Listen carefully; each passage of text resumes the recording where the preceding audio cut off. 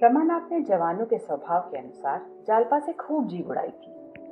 खूब बढ़ कर बातें की थी। जमींदारी है, उससे कई हजार का नफा है, बैंक में रुपए हैं, उनका सूद आता है। जालपा से अब अगर गहने की बात कही गई तो रमानाथ को वह पूरा लबाड़िया समझेगी। बोला, पर्दा तो एक दिन खुल ही जाएगा, पर इतनी जल्दी खोल देने का नतीजा यही होगा कि वहां हमें नीच समझने लगेगी। शायद अपने घर वालों को भी लिख भेजे, चारों तरफ बदनामी होगी। दयानाथ बोले, हमने तो दीनदयाल से यह कभी न कहा था कि हम लखपति हैं। तो आपने यही कब कहा था कि हम उधार गहने लाए हैं और 2-4 दिन में लौटा देंगे? आखिर यह सारा स्वांग अपनी धाक बैठाने के लिए ही किया था या कुछ और? तो फिर किसी दूसरे बहाने से मांगना पड़ेगा। बिना मांगे काम नहीं चल सकता। कल या तो रुपए देने पड़ेंगे या गहने लौटाने पड़ेंगे, और कोई राह नहीं। रमानाथ ने कोई जवाब न दिया। जागेश्वरी बोली, और कौन सा बहाना किया जाएगा? अगर कहा जाए किसी को मंगनी देना है तो शायद वह देगी नहीं। देगी भी तो 2-4 दिन में लौटाएंगे कैसे? दयानाथ को एक उपाय सूझा। बोले, अगर उन गहनों के बदले मुल्लम्मे के गहने दे दिए जाएं, मगर तुरंत ही उन्हें ज्ञात हो गया कि यह लचर बात है। खुद ही उसका विरोध करते हुए कहा, हाँ, बाद मुल्लम्मा उड़ जाएगा तो फिर लज्जित होना पड़ेगा। अक्ल कुछ काम नहीं करती। मुझे तो यही सोचता है, यह सारी स्थिति उसे समझा दी जाए। जरा देर के लिए उसे दुख तो जरूर होगा, लेकिन आगे के वास्ते रास्ता साफ हो जाएगा। संभव था, जैसा दयानाथ का विचार था, कि जालपा रो धोकर शांत हो जाएगी, पर रमा की इसमें किरकिरी होती थी। वह मुंह न दिखा सकेगा। जब वह उससे कहेगी, तुम्हारी जमींदारी क्या हुई, बैंक के रुपए क्या हुए, तो उसे क्या जवाब देगा? विरक्त भाव से बोला, इसमें बेइज्जती के सिवा और कुछ न होगा। आप क्या सराफ को 2-4-6 महीने नहीं डाल सकते? आप देना चाहें तो इतने दिनों में 1000-1200 रुपए बड़ी आसानी से दे सकते हैं। दयानाथ ने पूछा, कैसे? उसी तरह जैसे आपके और भाई करते हैं। वह मुझसे नहीं हो सकता। तीनों कुछ देर मौन रहे। दयानाथ ने अपना फैसला सुना दिया। जागेश्वरी और रमा को यह फैसला मंजूर न था, इसलिए अब इस गुत्थी के सुलझाने का भार उन्हीं दोनों पर था। जागेश्वरी ने भी एक तरह से निश्चय कर लिया था। दयानाथ को झक मारकर अपना नियम तोड़ना पड़ेगा।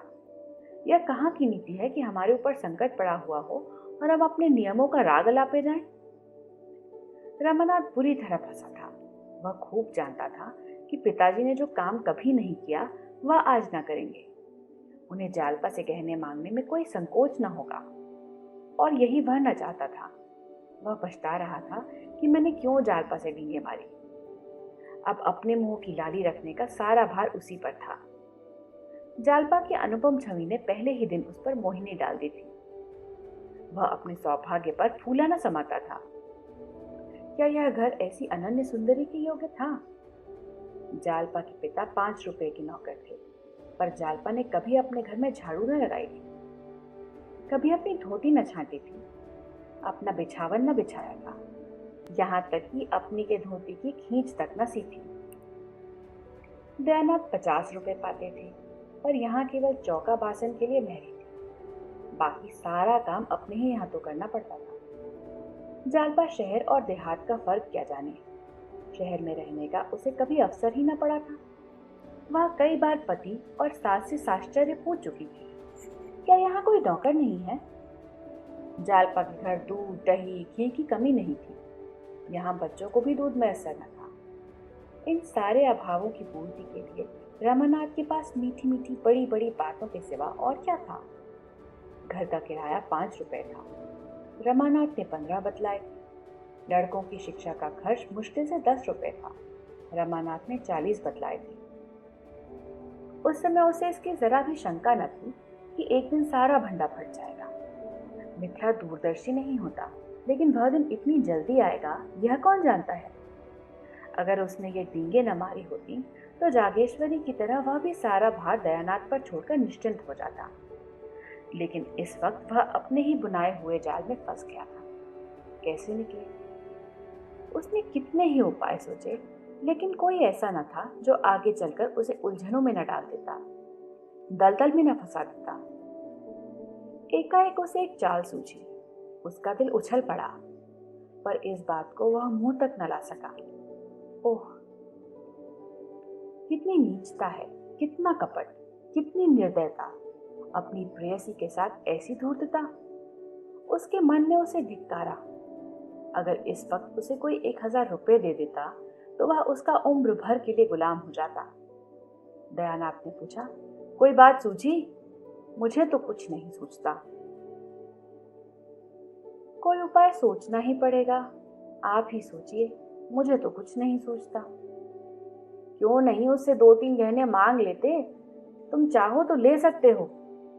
हमारे लिए मुश्किल है। मुझे शर्म आती है। तुम विचित्र आदमी हो, न खुद मांगोगे न मुझे मांगने दोगे, तो आखिर यह नाव कैसे चलेगी? मैं एक बार नहीं 1000 बार कह चुका हूं कि मुझसे कोई आशा मत रखो। मैं अपने आखिरी दिन जेल में नहीं काट सकता। इसमें शर्म की क्या बात है? मेरी समझ में नहीं आता। किसके जीवन में ऐसे कुअवसर नहीं आते? तुम ही अपनी माँ से पूछो। जागेश्वरी ने अनुमोदन किया। मुझसे तो नहीं देखा जाता था कि अपना आदमी चिंता में पड़ा रहे, मैं गहने पहने बैठी रहूं। नहीं तो आज मेरे पास भी गहने न होते। एक एक करके सब निकल गए। विवाह में 5000 से कम का चढ़ावा नहीं गया था, मगर 5 ही साल में सब स्वाहा हो गया। तब से एक छल्ला बनवाना भी नसीब न हुआ।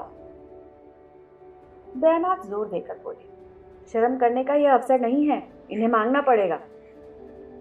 रमानाथ ने झेपते हुए कहा, मैं मांग तो नहीं सकता, कहिए उठा लाऊं।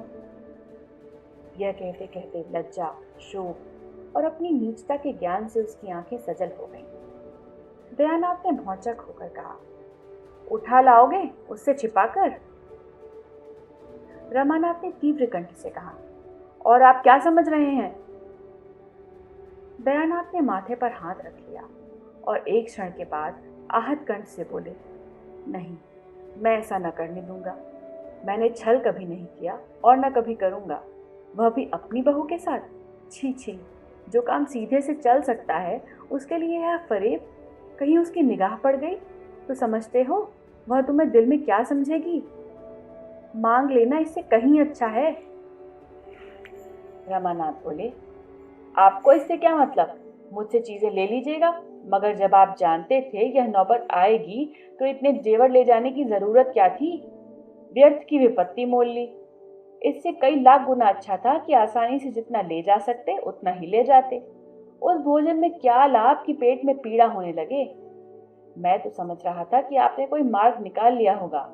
मुझे क्या मालूम था कि आप मेरे सिर यह मुसीबत की टोकरी पटक देंगे, वरना मैं उन चीजों को कभी न ले जाने देता।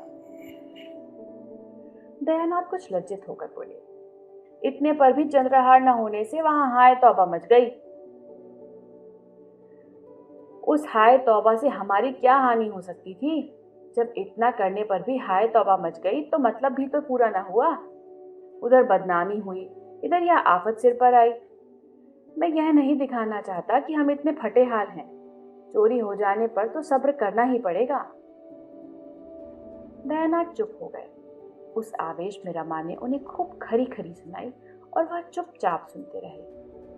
आखिर जब न सुना गया तो उठकर पुस्तकालय चले गए। यह उनका नित्य का नियम था। जब तक 2-4 पत्र पत्रिकाएं न पढ़ लें उन्हें खाना न हजम होता था। उसी सुरक्षित घड़ी में पहुंचकर घर की चिंताओं और बाधाओं से उनकी जान बचती थी। रमा भी वहां से उठा, पर जालपा के पास न जाकर अपने कमरे में गया। उसका कोई कमरा अलग तो था नहीं, एक ही मर्दाना कमरा था। इसी में दयानाथ अपने दोस्तों से गपशप करते, दोनों लड़के पढ़ते और रमा मित्रों के साथ शतरंज खेलता। रमा कमरे में पहुंचा तो दोनों लड़के ताश खेल रहे थे। गोपी का 13वां साल था, विशंबर का 9वां। दोनों रमा से थर थर कांपते थे। रमा खुद खूब ताश और शतरंज खेलता, पर भाइयों को खेलते देखकर हाथ में खुजली होने लगती थी। खुद चाहे दिन भर सैर सपाटे किए, मगर क्या मजाल है कि भाई कहीं घूमने निकल जाए।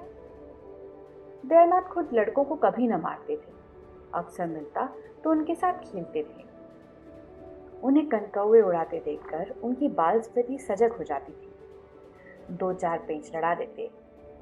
बच्चों के साथ कभी कभी गुल्ली डंडा भी खेलते थे। इसलिए लड़के जितना रमा से डरते उतना ही पिता से प्रेम करते थे।